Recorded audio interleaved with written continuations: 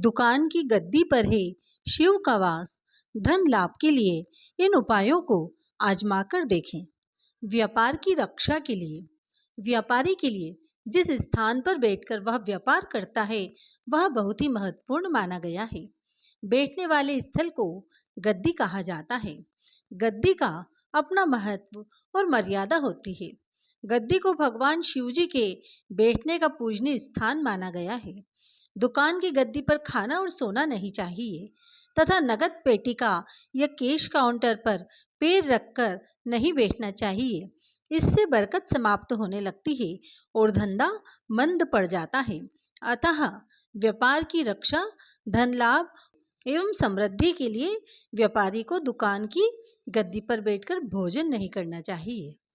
व्यापार में निरंतर प्रगति के लिए प्रतिदिन ब्रह्म मुहूर्त में उठकर आटे की लोई बनाकर गाय को खिलाएं। अधिक लाभ के लिए ब्रह्म मुहूर्त में किए गए इस उपाय के बाद सोना नहीं चाहिए। कार्यों में सफलता हेतु दुकान खोलने से पूर्व मुख्य द्वार के दोनों तरफ गंगा जल छिड़कें।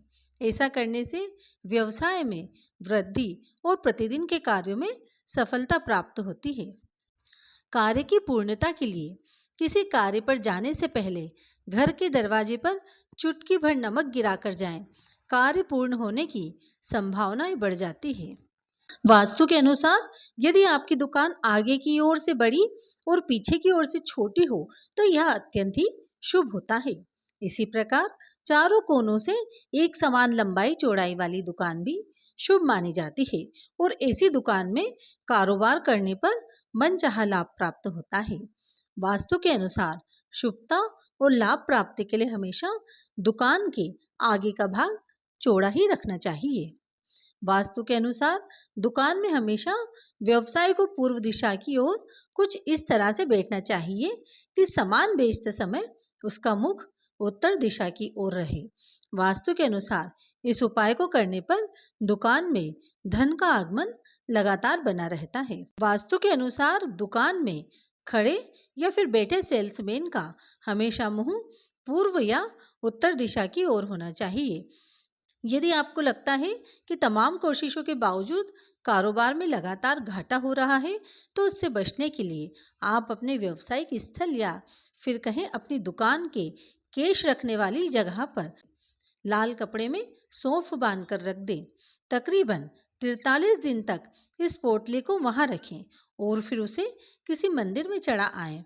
इसके बाद फिर एक सौंफ की नई पोटली बनाकर तिजोरी अथवा गल्ले में रखें।